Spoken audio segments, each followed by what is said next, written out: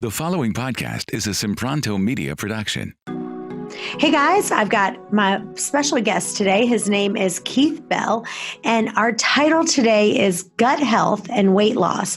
All the reasons you might not be losing weight might be in your gut. So we're so excited to have you. Welcome, Keith. Tell listeners a little bit about yourself. Oh, thank you so much, Chantel. It's great to be here today with you. I'm speaking to you directly from Palm Beach, Florida, and I can ride my bike over to Mar-a-Lago in 10 minutes. That's awesome. What we're going to be talking about today is gut health in general and about microbial balance and how important it is for not just our personal health, but there's also a huge environmental factor because guess what, Chantel? The planet also relies on microbial balance for health. So this even relates to things like global warming and whether or not it rains or snows. All relies on microbes. So we need to take responsibility for keeping ourselves in balance. I like to believe that I'm basically a walking compost heap, and it's my responsibility to keep myself in balance. And there are many ways we can do that. My organization is called the Gut Club. Our website is thegutclub.org. It was founded at the end of 2015. We have most of the action is now on our Facebook page. We have the Gut Club Facebook page, but also a closed group, a private group called the Gut Club Stool Test Discussion Group. And right now we have close to 7,000 people that are posting their charts and talking about various issues related to gut health, including your specialty, which is weight loss. So we can dive into a lot of detail, or we can skim the surface, however you want to do it. I like to dive deep. But I do have a question from a listener that came in that I want to make sure that we answer. And this is from Genevieve McCombs in Dallas, Texas. And she has 3 questions. She says, I love the podcast and I love sugar. She says, I'm pretty sure that I have a serious case of Candida. I have 3 questions for you. How do I know that I have Candida? What is the main cause of Candida? And how long does it take for Candida to spread in the body? That's a pretty big issue and great questions. First of all, Genevieve, right? We need to clear this one thing up. Here in Palm Beach, we say Genevieve. Okay, I'm only kidding. Okay, so anyway, Candida is, can we say a bitch? We're not allowed to say that. It really is. There's so many issues that can manifest because of Candida overgrowth. And, the real issue is what's allowing the overgrowth. Of course, eating a lot of sugar is not going to be good, but it's really the immune system that's responsible for regulating the levels of Candida. And what actually makes that happen is lactobacillus bacteria. So a lot of people have heard, that lactobacillus has it's often applied to Candida overgrowth, and it's effective if you're taking a lactobacillus probiotic. But what people don't understand is it's not really a direct effect. The lactobacillus isn't, as I once thought, basically consuming the Candida. That's not really the way it works. The way it works is by way of what's called tryptophan metabolism, which is an aromatic amino acid that interacts with our immune system. And to be brief, lactobacillus utilize this pathway to bring the immune system into play, which then lowers fungi, which is what Candida is. So Genevieve may be focusing on the wrong issue. It's not, my motto is you can't kill your way to good health. There are certain things you can do to alkalize your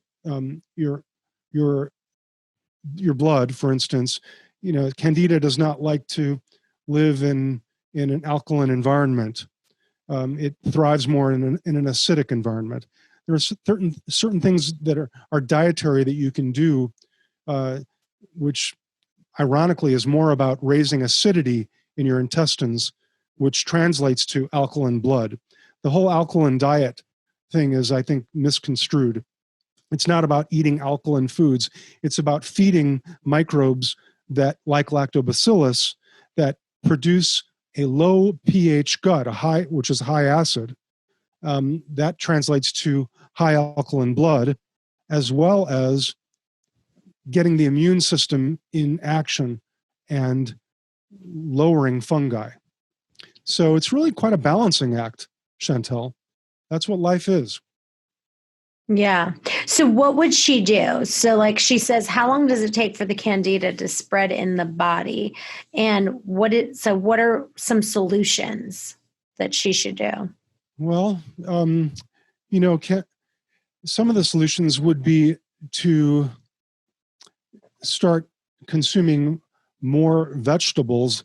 I'm a big fan of dark leafy greens, especially arugula. I'm kind of an arugula freak. These things are going to raise the lactic acid bacteria in order to balance pH and raise the labs, the lactic acid bacteria, which lactobacillus are the main ones. She can do things like make her own kefir, and the Gut Club is now producing kefir grains. You may pronounce it kefir. How do you pronounce? I pronounce it kefir. Kefir, yes. I grew up saying kefir. I grew up in Chicago, where one of the leading kefir manufacturers is right outside of Chicago, called Lifeway. That's actually not real kefir. And by the way, I kind of wince inside when I say kefir, but that's supposed to be the correct way to say it. So now I'm saying kefir these days. But if you want to make your own kefir, it's not using a probiotic starter the way most of the store-bought kefirs are. This is really quite a powerful probiotic. I think it might be better than any capsule probiotic you can use, or any probiotic powders that are used to artificially make kefir.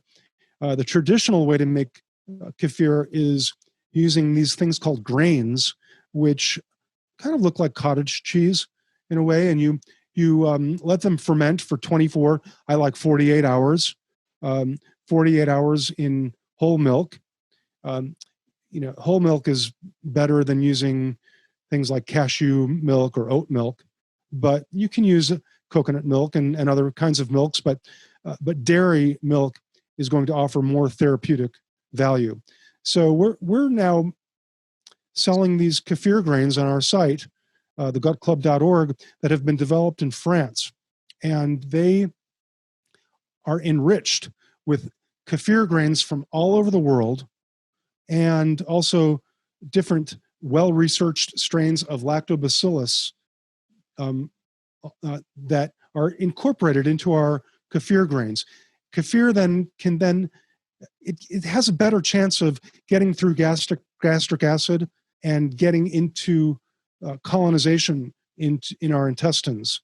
So, aside from standard probiotics that you will find on the shelf, I think a more powerful thing to do is to make your own kefir and fermented vegetables. This is what's going to go a long way toward reducing Candida, other than dietary considerations like reducing sugar, and also raising greens, sometimes lowering carbs in general, at least temporarily, is a good idea. So, these are all things that contribute toward balanced flora and thus a balanced immune response. And that's what's really needed. Immune response is the big deal today, Chantel. We've got COVID-19 happening, and I think a lot of people may not understand that what's doing the damage when you have an infection like this, whether it's Candida yeast or a virus, it's actually our immune response that is key to keeping us healthy. And people are dying or experiencing severe COVID symptoms, not because the virus is doing direct damage. It's more about how our immune system responds. And we become our own worst enemy when our microbiota are out of balance. And it can lead to severe symptoms, including mortality. So that's what we need to focus on, in my view. We need to focus on balancing our flora and creating an immune system that responds appropriately and doesn't overdo it, and lead to the damage of organs or things like hair loss or weight gain. These are all things that, go ahead. No, I want to bring a really good question because this kind of talks about what you're talking about. This question is from Yolanda Kassir in Oak Park, Chicago. She says, OMG, your last guest was my favorite. I feel like the show gets better and better by the week, and I know it's a lot of effort, so thank you for doing it. I know I should be taking probiotics and they are so good for you, but to be honest, I feel worse when I take them. I feel worse when I take kefir or kefir, however you want to pronounce it, and kombucha, and I have a bad case of Candida. Why in the world would I feel worse taking kefir and kombucha when that's supposed to be better for you? I'm so confused. What do you think is going on in my gut? Yolanda Kassir from Oak Park, Chicago. Yolanda Kassir. Oak Park is a great town. I've been there many, many times, filled with Frank Lloyd Wright architecture. Great place. Yolanda asks a very important question. And, what's happening, I would say, is what's known as a die-off reaction, also called Herxheimer reaction, or Herx for short. And she's taking a probiotic or kefir, and it's basically starting a war in her gut, and she's not able to bring balance of her immune response. So, yeah, a lot of people have that problem. In fact, I was inspired to respect probiotics heavily about 11 years ago when I was treating our dog who suffered a seizure disorder. And I realized that it may have been of gut origin. And I gave her a probiotic, which rapidly caused seizure. And I thought, this is more proof that this neurological problem, the gut-brain connection, this is the origin of the issue. It's her gut, not just her brain. So, with Yolanda, I'm not sure what symptoms she's saying she's experiencing.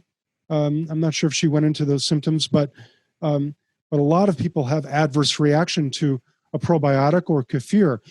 You have to start with very small doses, even just a tablespoon of kefir or a pinch of probiotic. Don't take the whole capsule, and then work up the dose. That's really the best way to do it, because otherwise, what's happening is she's putting something protective in her gut that her gut's not ready for. And that's why you need to start small. Okay. So you would just say, keep doing it, but just do smaller doses, or a less powerful one? Exactly. You can go with lower doses. Also with probiotics, lactobacillus can cause inflammation more so than, say, bifidobacteria, which is another protective bacteria I like to call the Rolls Royce of the microbiome, bifidobacteria. It's so important. It's 80% of a healthy breastfed infant gut. That's how important it is. So if she's buying a probiotic, try one heavily weighted toward bifidobacteria that also contains lactobacillus. And she may find that attenuates any inflammatory response. Sorry about that. I forgot to unplug my phone. Oh, that's okay. Let that go. Okay, this next question is from Sandy Stowis from Joliet, Chicago. Everyone's in Chicago today answering questions. Says, I have gas, bloating, brain fog, mental confusion, cloudiness, and difficulty concentrating. I did have to take antibiotics a couple of times last year, and it seems like my gut hasn't been the same since. What are some things I need to do that can help me to lose weight and to get rid of all of these symptoms? Yeah. What's her name from Joliet? Sandy Stowis. Sandy Stowis. I've been to Joliet, Sandy, and my mom's name is Sandy. I grew up, by the way, on the north side of Chicago, so I know all these places right outside of Chicago. Great town. I think the Blues Brothers were from Joliet, I believe. Anyway, wow, she took antibiotics. You can't kill your way to good health. That can cause a lot of damage. A lot of people have been damaged beyond belief based on, certain types of antibiotics. One called Cipro, is causing so much damage that there are thousands of people experiencing, a phenomenon that they call being floxed, Flox. To be floxed is not a good thing, and a lot of people may consider themselves damaged for life, but they haven't necessarily focused on how to heal from that antibiotic injury. So you can't kill your way to good health. You have to add life. And she mentioned brain fog. So we're just talking about the gut-brain connection. That's a huge issue. It relates to depression and all kinds of neurological disorders. Alzheimer's and Parkinson's disease are now considered to be of gut origin. There's something called the vagus nerve that connects the gut and the brain.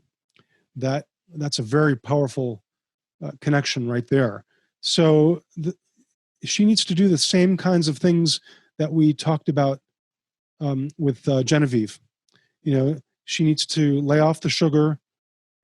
She needs to perhaps go on a low-carb diet for 30 days and then bring carbs back in. One of the plans that we promote is called Cell Reset, and that includes basically a 28-day detox that has strategic supplements that both feed the healthy microbes and also, balance out vitamin deficiencies and mineral deficiencies. So, a low-carb diet can be a nice solution, in the short term. And some people even do well on it long term. It really depends on the person. But, she needs to start adding the right healthy probiotics and the prebiotics. Prebiotics are just as important, if not more important, than probiotics. These are the healthy foods and fibers that are so crucial to creating microbial balance that could have been damaged from antibiotics. Hey guys, I wanted to tell you I'm offering a free weight loss virtual Bible study. Now is the perfect time to focus on understanding true hunger and fullness and learn what the Bible has to say about it. All you have to do is go to chantelrayway.com/Bible study. After you sign up, you'll receive a 6-week Bible study video that you can watch on your own, or you can get a small group of people and do it together. That's chantelrayway.com/Bible study for your free 6-week Bible study course. So what's the best brands that you've seen for the probiotics and prebiotics that you've seen? The best brands, there are so many. You can't really just narrow them down. I mean, if I were to name a few, there's Custom Probiotics in California. The Gut Institute has a nice probiotic they call Bifido Maximus. There is a company called Natron in California that makes Healthy Trinity. That's a good one. I like the Garden of Eden raw probiotics because it's also got minerals and vitamins and digestive enzymes incorporated. They make one for men and one for women. Supplements like zinc are also really important. B vitamins, magnesium, certain forms of vitamin C are crucial. The list is endless. There are so many ways that we can deal with imbalance these days. And it really, it's almost as much art as it is science these days. What is your opinion on the best testing that you can do to get your gut checked? I know I got one test for myself one time, and it said that I had a lot of mold in my gut. So what would you say what would be a good thing for me to do as far as the mold goes in my gut? Well, Chantel, do you remember the name of that test? I don't remember. Okay. Yeah. Well, If you said it, I might know it, but I can't remember off the top of my head. Okay. Well, by the way, one of the tests that is helpful to detect Candida is not a stool test, but a urine test. It's called an organic acid urine test. And that has markers that one of them is called arabinose. That can help people know whether or not they have high levels of yeast. The OAT test, organic acid urine test. There's also microbial DNA stool tests that we promote in our Gut Club stool test discussion group on Facebook. One of them is called Thrive, and another one is called Biome Site. And on our website, thegutclub.org, we offer discount codes for those tests. They run about $100 for a test, which is a bargain. It gives you a bird's eye view of the balance of microbes in your gut with, hundreds of species. What they're doing is detecting the DNA of the bacteria. So it's not like an old-fashioned culture test where they were, culturing the microbes, which is still in use, by the way, but is considered obsolete. Now we're looking at the DNA of the microbes and coming up with an inventory and breaking it down to the point where we can see what's called gut dysbiosis and what needs to be raised and what needs to be lowered. So these newer stool tests are fantastic. I find them highly actionable. Some people would say, no, they're just not ready yet for prime time. I would say that's not true. They need to learn how to read those tests.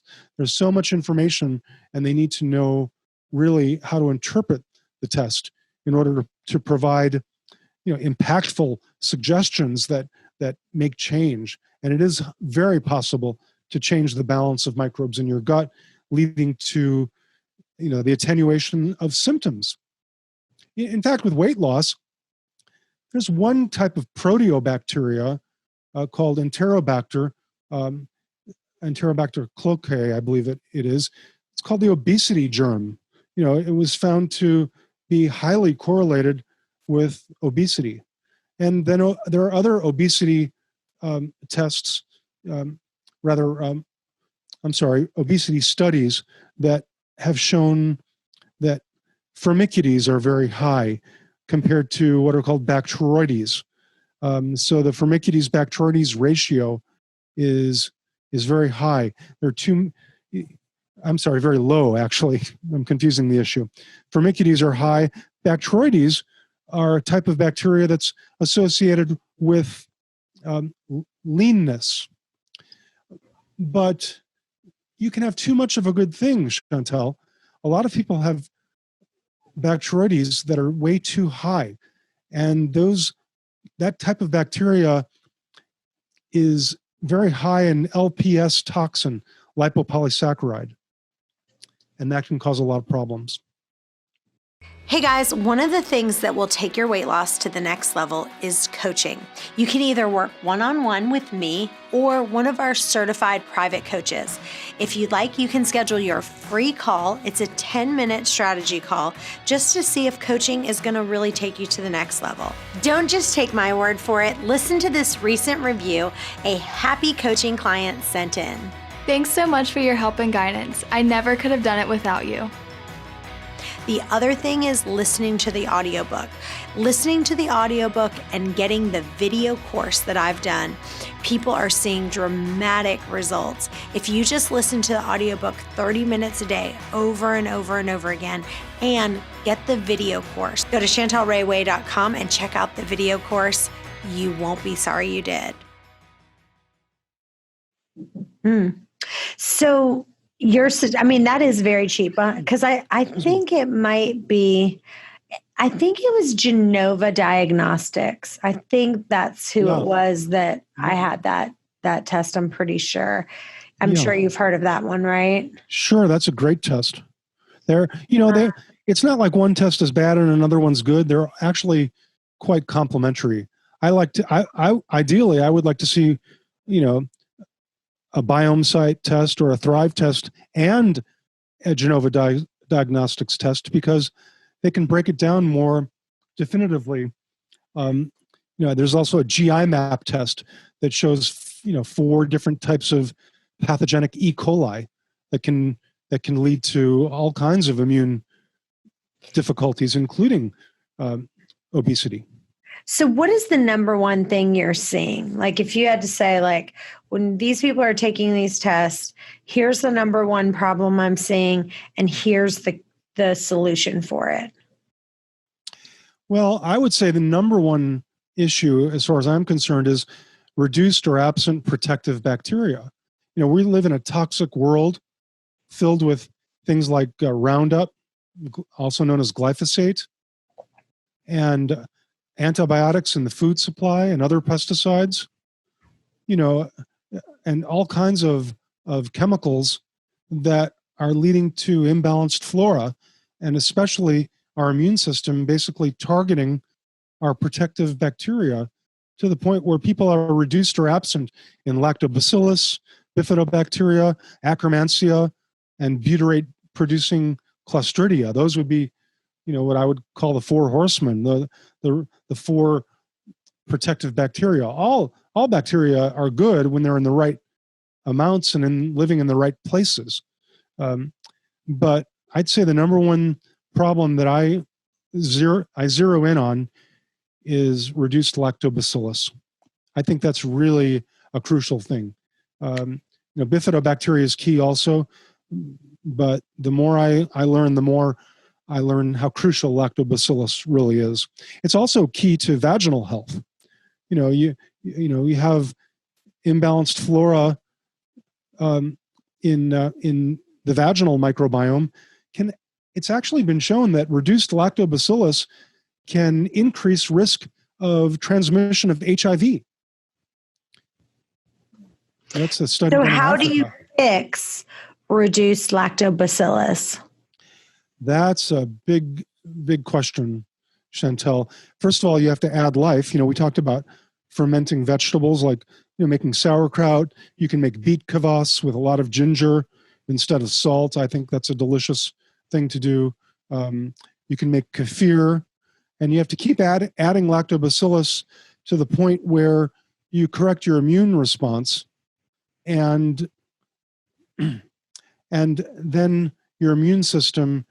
This is pretty technical, and this is something that I personally need to learn more about, because I don't think even the latest science is very clear about this.